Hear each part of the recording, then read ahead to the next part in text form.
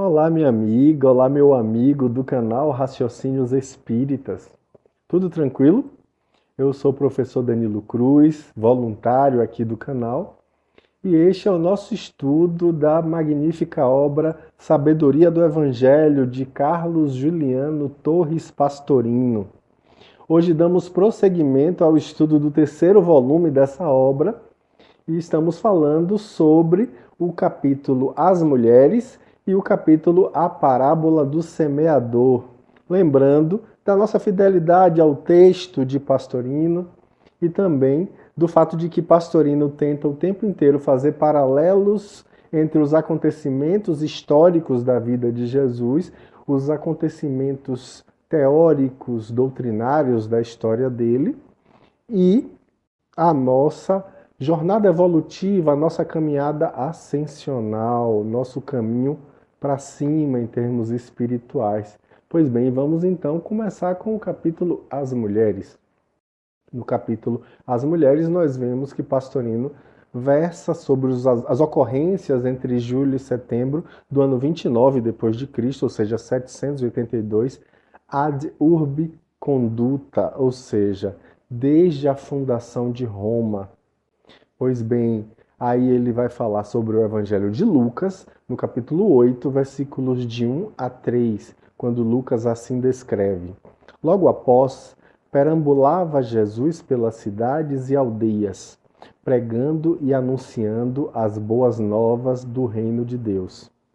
E iam com ele os 12 e algumas mulheres que haviam sido curadas de obsessores e de enfermidades.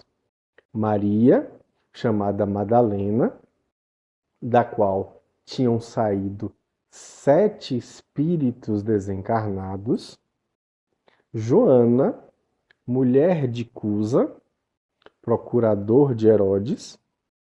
Susana e muitas outras, as quais o serviam com os seus bens. A gente vê também Lucas falando, trazendo isso aí, anunciando essa nova peregrinação de Jesus pelas cidades, pelas aldeias da Galileia, e dizendo que Jesus cada vez menos pousa na cidade de Cafarnaum. E por isso ele sai a pregar as boas notícias do reino e sai a curar a população humilde e sofredora. Como disse Pastorino, desde que foram escolhidos como emissários, os 12, conforme a gente vê lá, Mateus capítulo 10, versículos de 1 a 4, Marcos capítulo 3, versículos de 13 a 19, Lucas capítulo 6, versículos 12 a 16.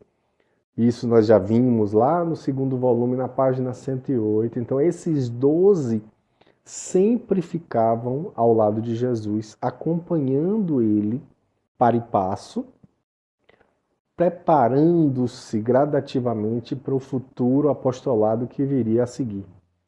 Então, essa comitiva era grande e não tinha como pedir pousada e alimentos gratuitos por onde andava, porque era muita gente. E justamente por isso existia a necessidade de haver quem cuidasse dessas coisas. E para isso estavam ali apostos várias mulheres, das quais Lucas cita alguns nomes aí, das quais foram curadas de enfermidades e também liberadas de espíritos obsessores, conforme o grego, pneuma poneron. E Marcos, lá no seu capítulo 15 do seu Evangelho, no versículo 10, ainda acrescenta outras pessoas que acompanhavam também. É bom lembrar, como traz Pastorino, que a primeira citada é Maria Madalena, cujo cognome provém da sua aldeia natal ou da sua aldeia de permanência, de residência, que era Magdala, que hoje se chama El Medgel, que fica na margem ocidental do lago de Tiberíades, perto da cidade de Tiberíades. Então, dessa, o evangelista esclarece que havia sido libertada de 7 espíritos desencarnados, ou seja, 7 daimon. Então, este simples fato não significa que ela fosse necessariamente uma mulher de vida pública, uma prostituta.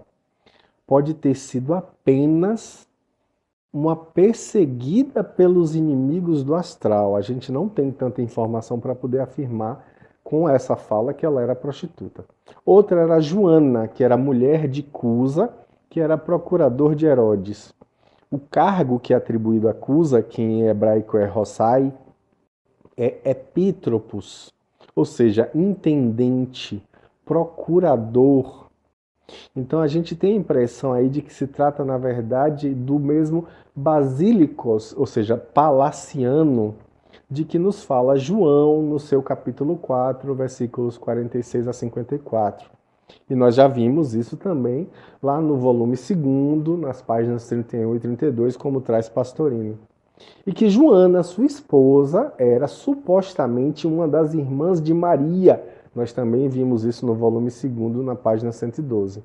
Daí justifica a intimidade que ela tinha com Jesus e, portanto, com os 12 apóstolos escolhidos, 2 dos quais, pelo menos, Judas Tadeu e Tiago, mas talvez 3, a gente não sabe se Simão Zelote também, eram irmãos de Jesus, portanto, sobrinhos de Joana.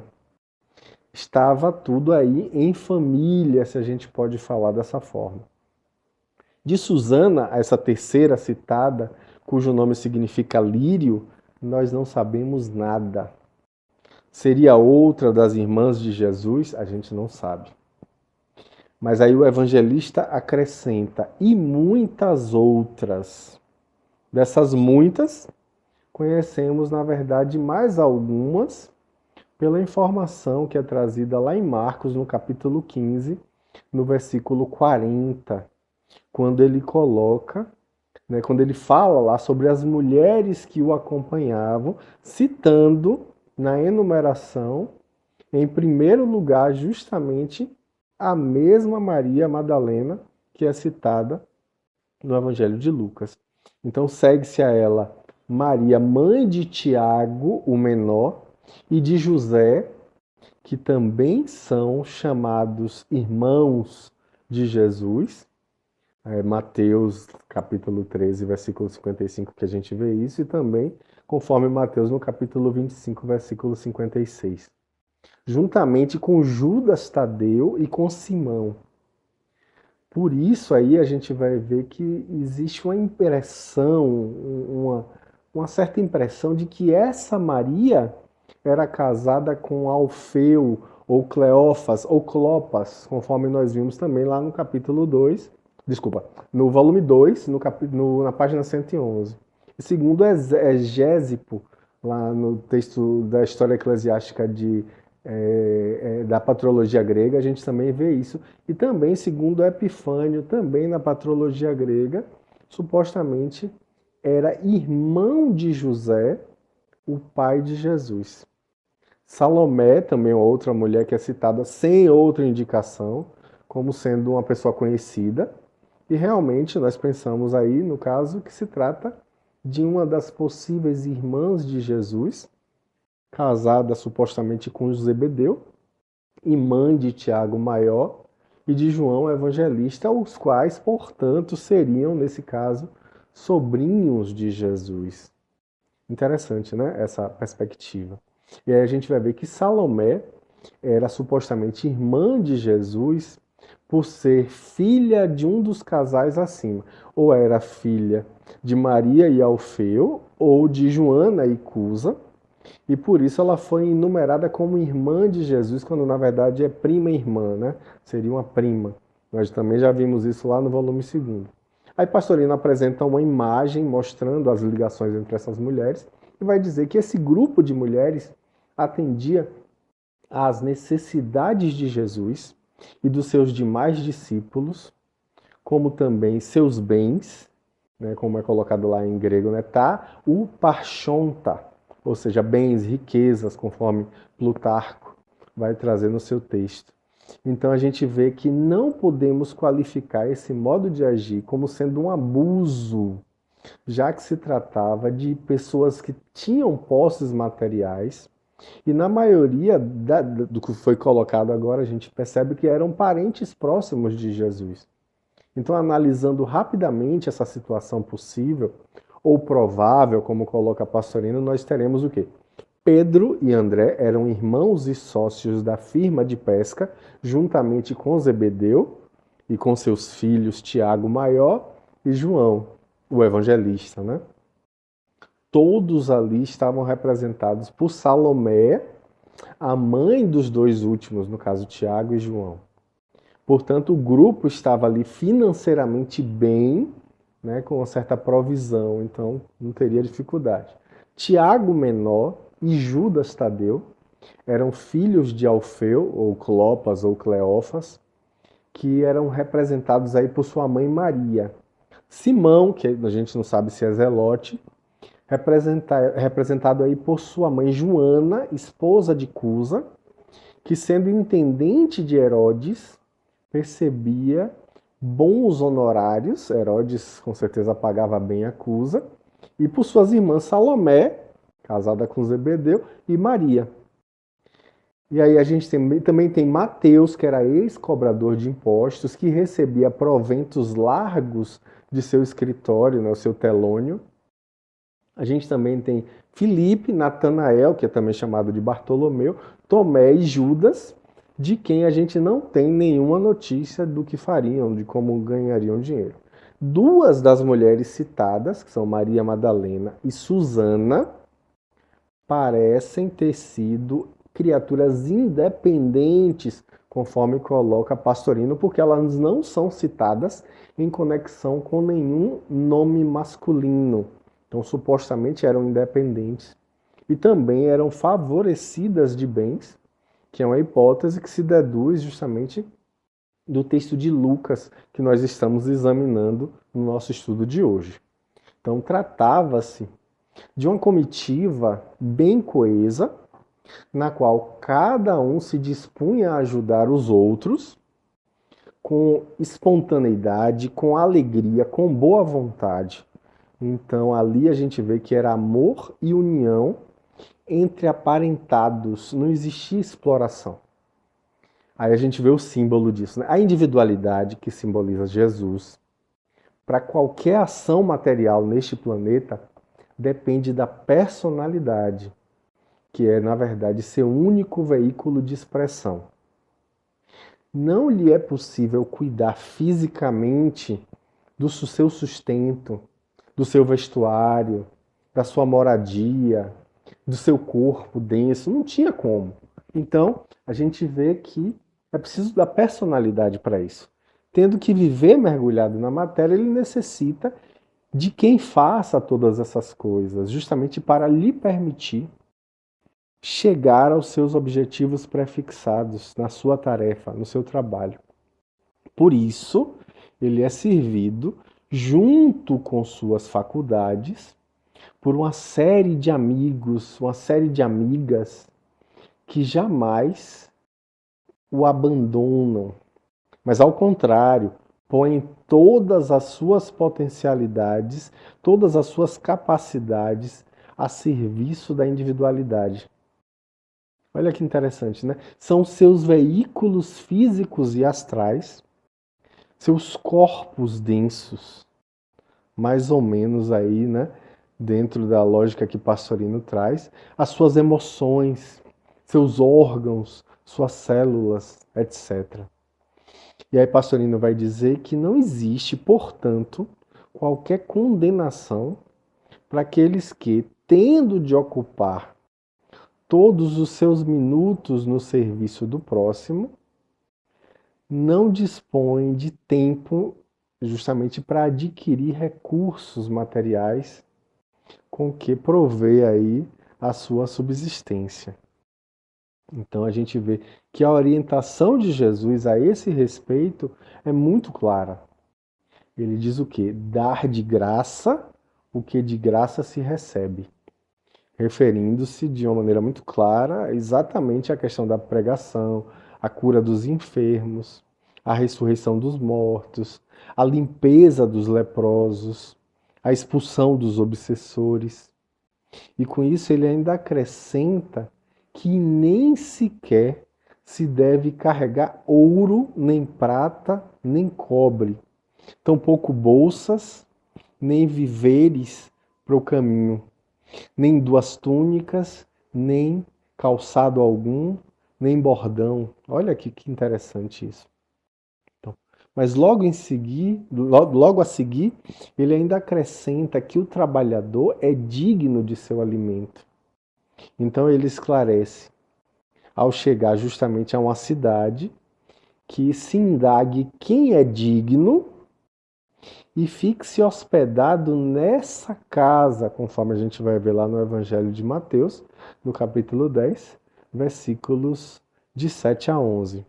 Portanto, não tem que receber dinheiro nenhum pelos trabalhos espirituais que são executados, mas deve receber-se moradia e alimentos. Nada de mal, por conseguinte, conforme coloca Pastorino, né, que o trabalhador seja assistido em suas necessidades prementes, justamente por criaturas que tenham posses, embora jamais, vitalizando essa fala, né, jamais deva receber pagamento algum. É um ensino sábio, prudente, e que é comentado justamente por Paulo de Tarso na sua primeira carta aos Coríntios, lá no capítulo 9, versículos de 4 a 15, conforme ainda também a gente vai ver na primeira carta de Paulo a Timóteo, no capítulo 5, versículos 17 a 18. Então, se essa maneira de agir dá aso a muitos abusos, nem por isso deixa de ser uma orientação segura a fim de permitir justamente que a palavra do ensino possa propagar-se. Se assim não fosse, gente, os pregadores, sempre baldos de recursos, sempre com dificuldades financeiras, se veriam confinados a um pequeno círculo de ouvintes no seu ambiente natal. Não existe erro, evidentemente, se um grupo de interessados desejar uma orientação de qualquer pregador e, com isso, lhe pague as passagens, lhe pague a hospedagem, né, lhe ofereça ali a sua estada gratuita no local onde ele esteja ali, para onde ele está se transferindo. Errado estaria se, além disso, lhe pagassem por esse trabalho espiritual. Aí estaria errado. E aí Pastorino diz que aí temos, então, um ensinamento claro da individualidade, que é representado por Jesus, através do seu próprio exemplo e de esclarecimentos que são prestados justamente pela palavra em um outro local. Olha aí, interessante, né? A gente conclui, então, esse capítulo e passa para o capítulo A Parábola do Semeador, que fala justamente sobre o Evangelho de Mateus, capítulo 13, versículos de 1 a 9, quando ele coloca assim: Naquele dia, saindo Jesus de casa, sentou-se junto ao mar, e chegaram-se a ele grandes multidões, de modo que entrou num barco e sentou-se, e o povo todo ficou de pé na praia. E muitas coisas lhes falou em parábolas, dizendo: O semeador saiu a semear. E quando semeava, parte da semente caiu à beira do caminho, e vieram as aves e a comeram. Outra parte caiu em lugares pedregosos, onde não havia muita terra, e logo nasceu, porque a terra não era profunda, e tendo saído o sol, queimou-se, e como não tinha raiz, secou. Outra caiu entre os espinhos, e os espinhos cresceram e a sufocaram. E caiu outra na boa terra, havendo grãos que rendiam 100, outros 60, outros 30 por um. Quem tem ouvidos, ouça. Aí então a gente vai para o Evangelho de Marcos, que narra a mesma circunstância lá no capítulo 4, versículos de 1 a 9, quando ele diz assim: De novo começou Jesus a ensinar à beira-mar. E reuniu-se a ele grande multidão, de maneira que entrou num barco e sentou-se nele, no mar.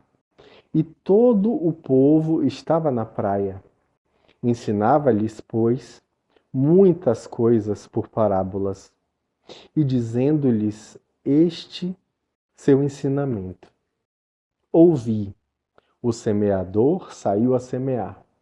E aconteceu que, ao semear, parte da semente caiu à beira do caminho, e vieram as aves e a comeram. Outra parte caiu em lugares pedregosos, onde não havia muita terra. E logo nasceu, porque a terra não era profunda. E tendo saído o sol, queimou-se, e porque não tinha raiz, secou. Outra parte caiu entre os espinhos, e os espinhos cresceram e a sufocaram, e não deu fruto algum.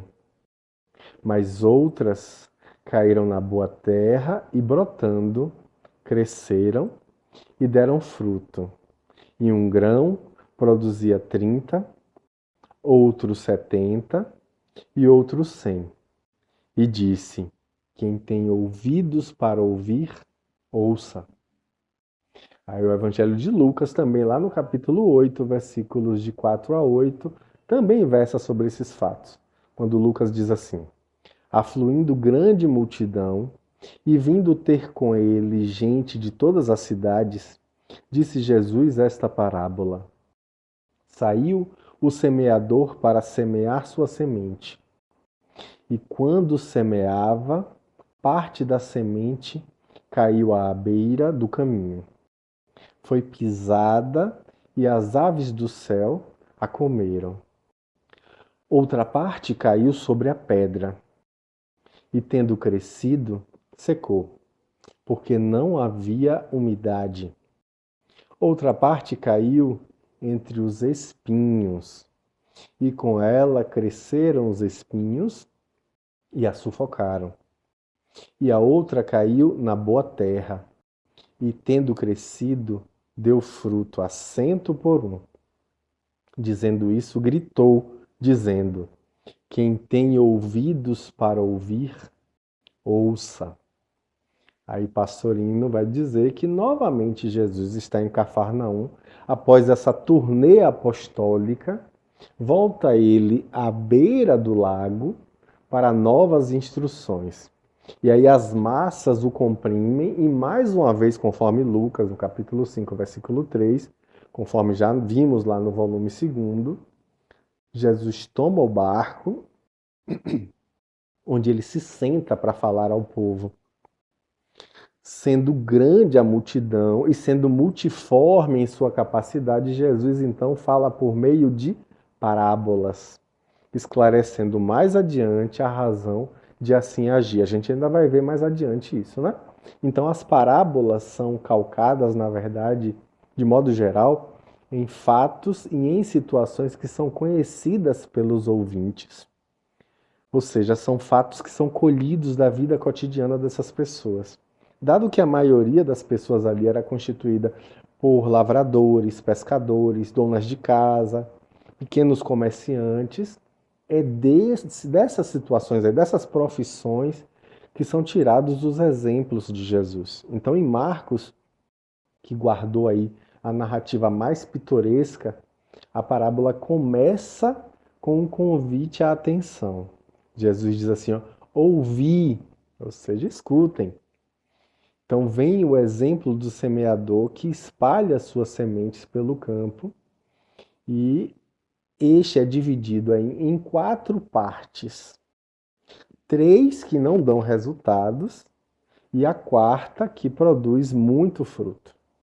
A gente vê que os terrenos montanhosos e pedregosos ali da região do norte da Galiléia, onde eles estavam, com diversos atalhos batidos a atravessar os campos, com diversos espinheiros, com cardos vigorosos brotando quase que espontaneamente, sem serem semeados, sem que eles dispusessem de meios para a total erradicação, justamente com trechos em que a crosta de pedra era rasa, recoberta apenas por uma camada fina de terra, oferecia ali, na verdade, uma ampla margem de experiência pessoal para as pessoas que estavam ouvindo, para compreenderem aquela historieta.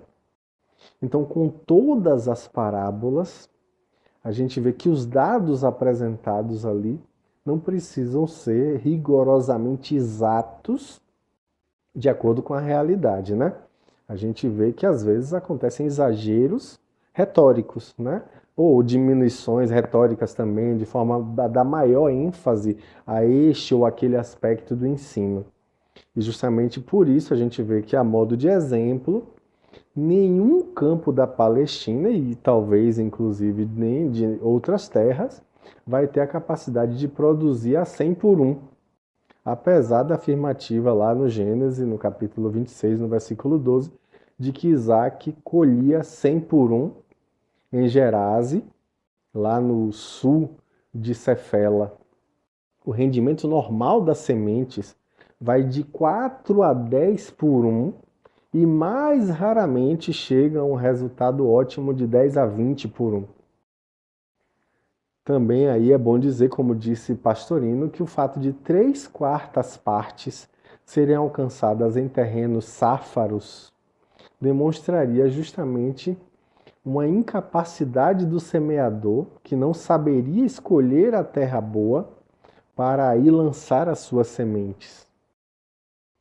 Então, isso não corresponde, na verdade, ao espírito do ensinamento que é trazido por Jesus, onde se quer, na verdade, salientar a incapacidade de quem recebe, supondo-se, na verdade, perfeita a capacidade de quem semeia.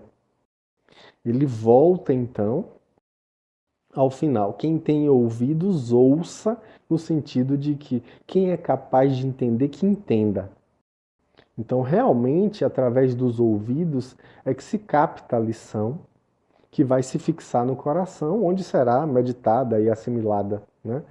Então, mormente, naquela época, como aponta Pastorino, em que todo o aprendizado, na verdade, era feito de ouvido, isso era importante que Jesus comentasse, né? Então, o comentário a este trecho cabe melhor justamente no capítulo que se trata a respeito da interpretação da parábola, que é mais na frente, a gente daqui a algumas semanas vai poder versar sobre isso e se interpretar detalhadamente essa parábola.